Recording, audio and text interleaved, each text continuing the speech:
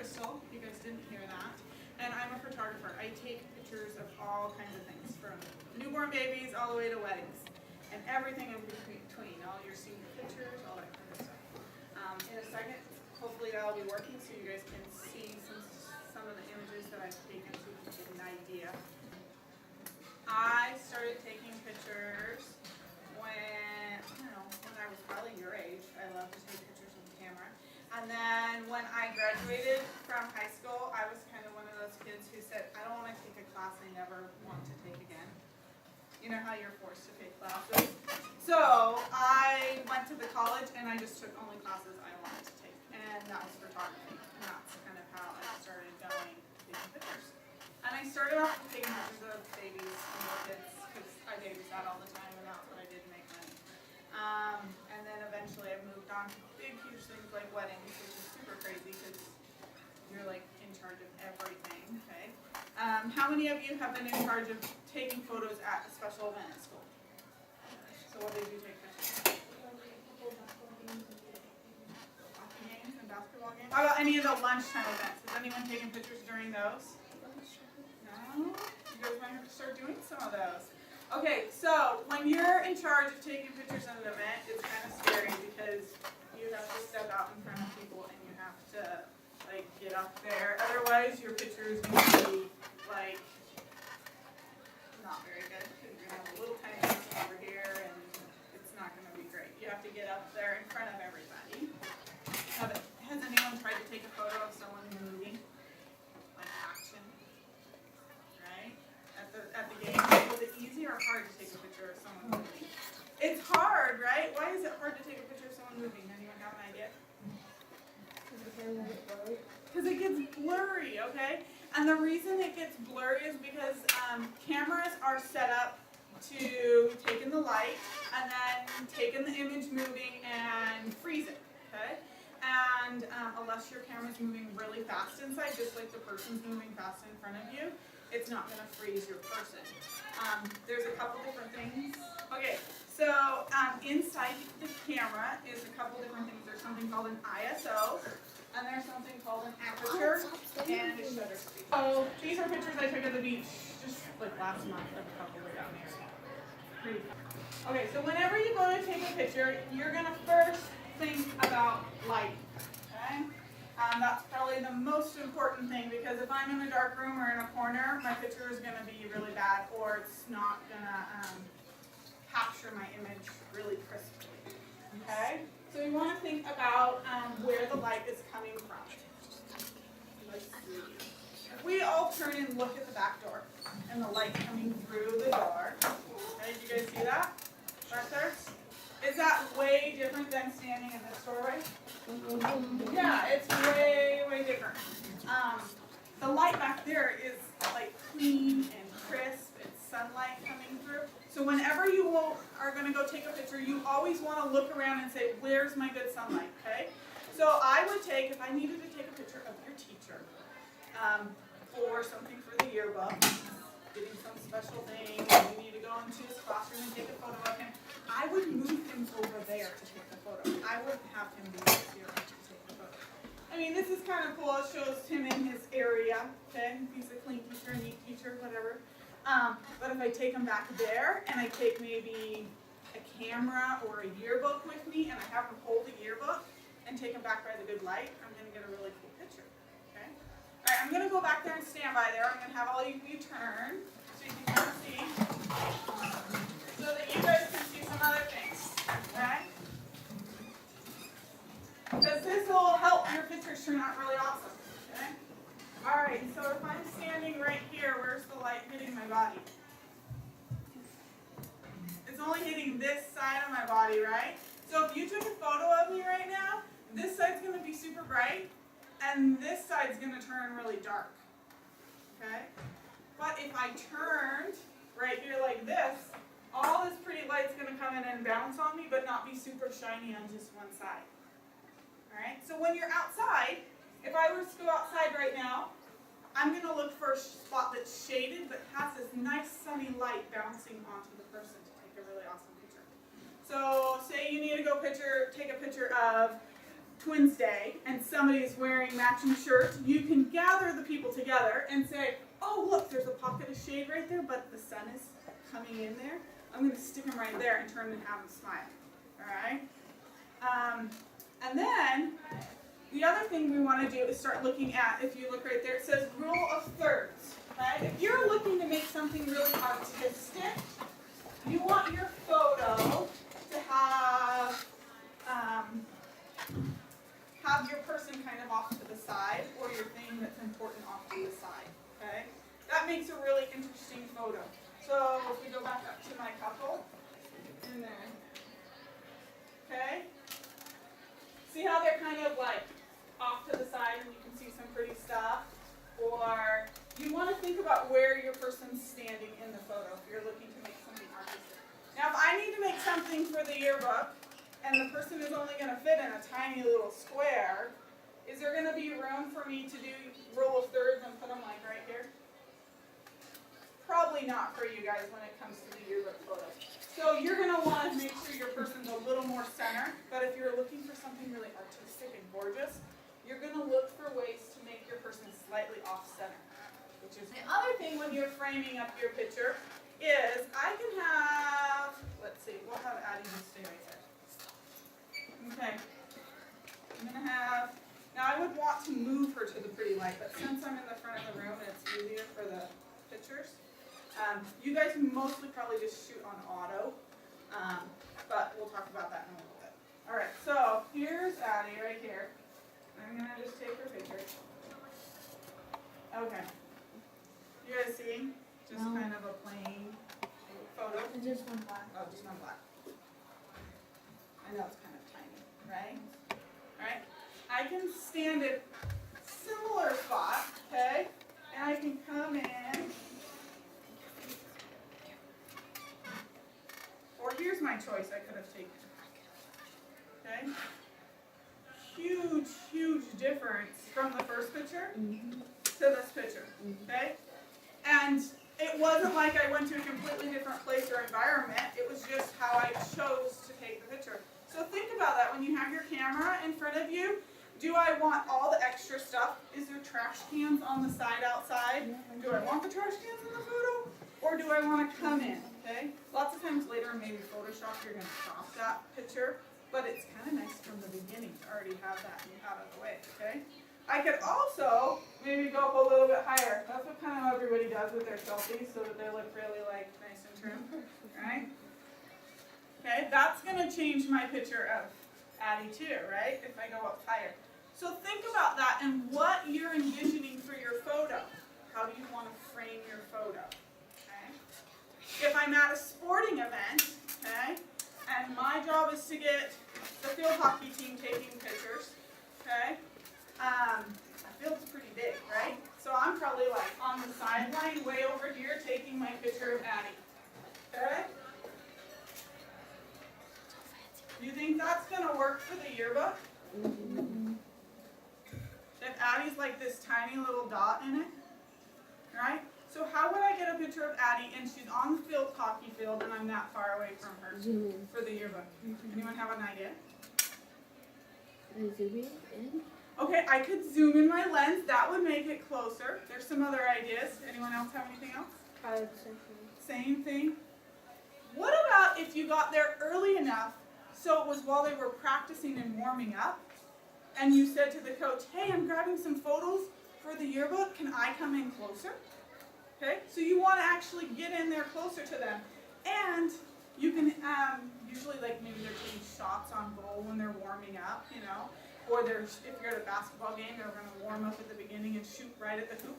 Get right next to them, okay? And they have their uniform on. It's going to look like it's during the game, and you're going to end up with this awesome picture, you know, versus I'm way out on the side and they're like little dots, okay? So think about that when you want to do some sporting events. The other thing is all your cameras, I looked at the ones you guys have, they all have a setting with a little man like running on them, okay? You're going to want to switch it to that whenever you're doing someone running or sports or movement so that you can capture them. It bumps a thing up in the camera so that you can stop the motion. Okay, so So that we kind of covered this one, moving around. You're going to want to move around. I'm not going to want to just always stand right here or stand way out on the sideline. I want to get in next to my person and do different angles, okay? And then capturing the moment, okay? Is it exciting if Twin Day is standing like this next to each other with their twin shirt on? Or if you're like hugging your friend and having a great time, okay? That's going to be the fun picture you want to put in the yearbook. So think about how to get someone to do that, okay? How would you do that if you're like, okay, come over here and take a picture for a Twin Day? And they all just stood like this. What would you say to them if they all just stood like this?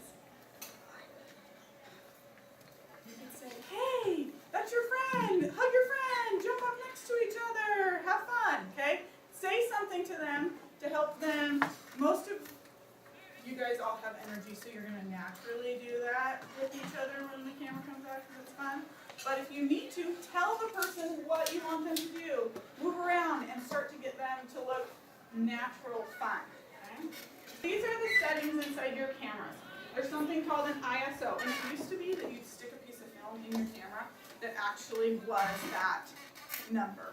Okay? Either 100 all the way to all these different numbers through here. Okay? The ISO basically is what kind of light is around, okay? If it's super bright outside and a nice sunny day, I got a person playing volleyball right here, you can put that number really high. If it's darker, well, actually that way, go down, okay. So your ISO is basically like blinds in a room, okay? You can either open them because you need more light to come in, or you can close them because the sun is super, super bright outside. So this camera right here, the bigger one, if you are using this one, you can actually go in and start choosing some of these things if you want to get adventurous. If you are videotaping, some video cameras even have choices like that, which will make a difference when you're taking your pictures. Okay? So ISO is basically how much light is around you and how much you need, okay? And by changing the numbers, you're either opening or closing your curtains. Okay? All right, go back up. Okay. The other thing is called aperture. Has anyone ever even heard the word aperture before? No. The aperture is what makes cool pictures like this, okay? Where something in the front is in focus. I know this is kind of blurry, but the back is out of focus and the front is in focus. It's your depth of field. It's what is the camera opening up and allowing inside the camera and what it's not allowing, okay? So the inside of the camera, it has a thing right here that just opens and closes like this to take your photo. And if you want a shallow depth of field, right here, things really blurry, see these trees, you would go to a lower number. And then the other thing, which is the main thing that you guys would be working on, go back up, your shutter speed. That's really what controls people being stopping and moving, okay? So a lower shutter speed would make it so it's kind of blurry when someone's moving like this. That's what's probably happening most of the time when you take pictures and they're sports pictures. Or like it would make water look like it was running and actually going. And if you were to use a higher shutter speed number, it would actually freeze frame it and completely. Photos like this, okay? So if you wanted to stop somebody kicking the ball in the air, you want a really high number. As high as it would let you go. All right. Does anyone have any questions so far? No? All right, we're going to go ahead and go down. Okay. So this was the same couple that you saw the picture on the beach. This was a picture I did of them. And I have so many choices, right? You guys will have so many choices when you have that camera in front of you. I could come in close, so go down to the next one. Or I could stay way far out and do the picture, okay? Now this picture, I chose some settings that would make everything in focus. And then the one right below, I did the aperture so it would only make that person, just them in focus. Does that make sense to you guys? In case you guys ever want to try that out, okay? Now, let's look at some lighting. Where do you think the light's coming from? Because this is something you guys can do no matter what. Doesn't matter what your settings are. It's lighting. Okay? So where would the light come from in this photo? It's coming from the sun. I don't have a big flash out. Are you guys carrying around flashes when you're taking pictures for the yearbook? No, there might be a little tiny flash on the camera. Okay. Right? So in this photo, the sun was up high in the sky, and they had a cement ground underneath them to go back up. And the cement was reflecting the sunlight back up onto them. And I didn't have them standing with the sun directly hitting them. I had it so it was bouncing up off the ground and hitting them. Okay, go down to a couple more pictures. This one, I had the sun right behind them. Okay, you can go up a little bit higher. And I even went back and shot through some bushes so it would give it like this soft thing. So there's all kinds of cool things you guys can do if you're playing around with the camera. Go down. Okay. Now this one is probably more like the kind of lighting you guys want to choose for your yearbook, right? Because your yearbooks don't have fancy printers when they print them, do they? No, they don't, right? So we're going to want to try and find a place that has nice shade, but there's some sunlight bouncing up into it. So the sun was hitting the swimming pool and bouncing up sunlight up onto my couple. All right?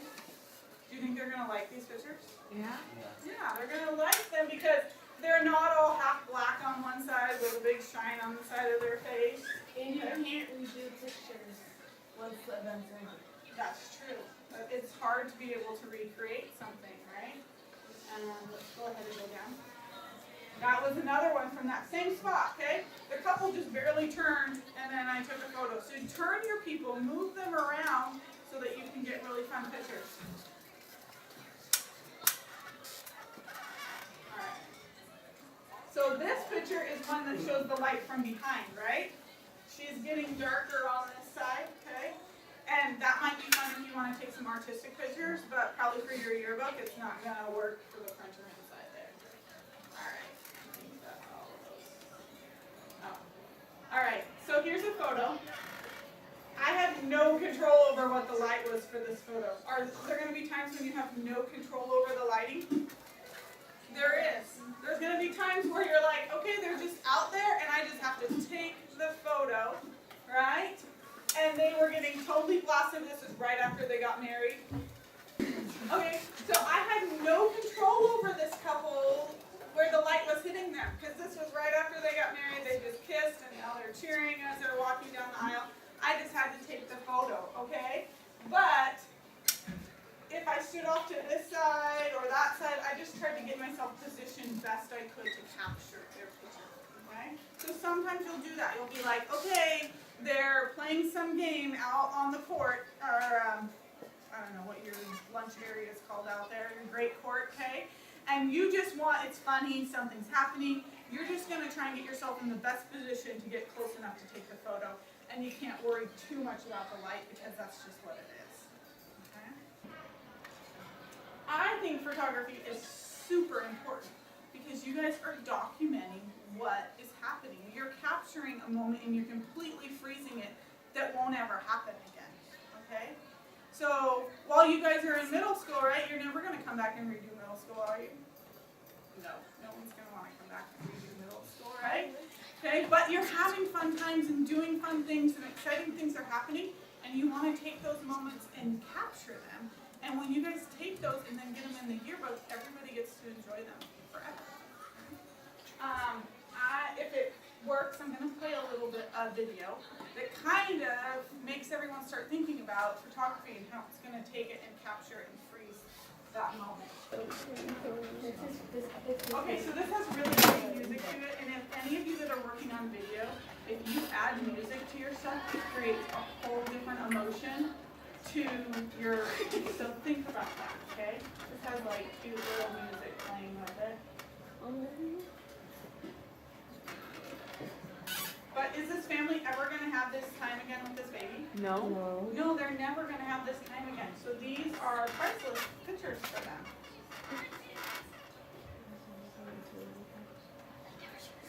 Okay, do you guys think that baby just laid up all cozy for me and I could just like start taking those photos? No. No, I had to work to get that baby to go to sleep and to get it all cozy and warm, and then to pose that baby, okay? It wasn't like it just happened. Do you think that photo just happened? No. In fact, the little boy, he wanted nothing to do with his little brother. He didn't want to touch his little brother, okay? Photography is work. If you want to get good pictures, you have to work. You first got to think about the lighting, okay? And you're going to think about, where's the light, okay? Here's my situation. This is the room I'm taking a picture in. I'm going to find the best light, okay? And then once you get to the best light, you're going to think about, what am I going to frame? Okay, what's going to be in my picture, okay? Do I want the extra computer sitting on the side, or do I want to come in close? Do I want, if it's a picture of people that work on the yearbook, do I want to gather up some yearbooks and have them hold a big stack of yearbooks? That might look kind of cool, okay? You got to kind of picture something. The same if you're going to set up your video camera to take something. What's going to be in the background? Are my doors closed so I'm not going to get the excess sound coming from somewhere? Is the telephone going to ring in the middle of taping? That was like the best thing I ever said. It was ruined. Now I got to cut the clips, okay? All right, so think about preparing your area and setting up your area, whether it's for video or for camera, okay? And then you're going to take your photos, and while you're taking them, you got to move around my person. I don't want to just always stand right here. I don't want to be way off on the sideline. I want to get in as close as I can and get some great shots at different angles. Digital is awesome. Your camera's on your phone, awesome. How many pictures can you take? Hundreds, hundreds, and hundreds, right? So you guys get to be in a time where you can overshoot everything and then get to choose the best one picture, okay? When I first started taking photography, I had film. So you got to have 36 pictures on that roll, and that was it, okay? You guys can overshoot and overtake, okay? And then you can go choose the best ones afterwards. Now you don't want to do way too much and then you sit there forever trying to find the best one, okay? But you guys get to overshoot and take lots of different angles, okay? I will find that last bride, the bride that you guys saw, when I took pictures of her face straight on, I didn't like it. But when I slightly turned her, I love the angle of her face. So you'll find that some people look better when they're turned sideways or up high or down low. Okay? And it's your job as a photographer to get the best angle of the person, either for video or for film. And then afterwards, probably every great picture that you guys see has magic sprinkled on it. It's edited, okay? That's a big part of you guys, right? You do a lot of editing, don't you? All right? So when you go to edit, think about this too. Do I want it to look fake so that there's so much on it that someone's like, whoa, that looks like a cartoon? Or do I want it to look natural? Okay, so that's something to think about when you're editing. Just depends on what you're looking for. If you're wanting something to look like a cartoon, then you can over-edit, put lots of color in it, do crazy things to it. But if you want it to look natural, you're going to want to just basically do some light editing on top of it. And then you'll end up with your final pieces for your yearbook. Does anyone have any questions? Photography can be a lot of fun, and you guys, most of you all probably have phones with cameras on it, so just play around with them. And also, if you didn't realize that most of your cameras too, automatically, without even getting an app, there's settings in there so that you can take it and edit it, and you can lighten and darken your pictures and do different things. When you're taking a picture with your phone, I'm sure you guys have all figured this out, but some older people that I talk to don't even know this yet, that you really want, if I have my person standing over there by the sunlight, okay, I'm going to take my screen and I'm going to tap on it right where the person is, because I want it to expose for the light on them, okay? Have you ever taken a picture and it's like super way bright with your phone? Okay? It's because your phone is trying to expose for the brightest thing on it, and you really just want the person or this corner. So you're just going to tap your screen right on that thing, and it will readjust the color for that. So that's kind of the hints for the cell phone. Also going to refocus right on your person too, so that it'll make sure the person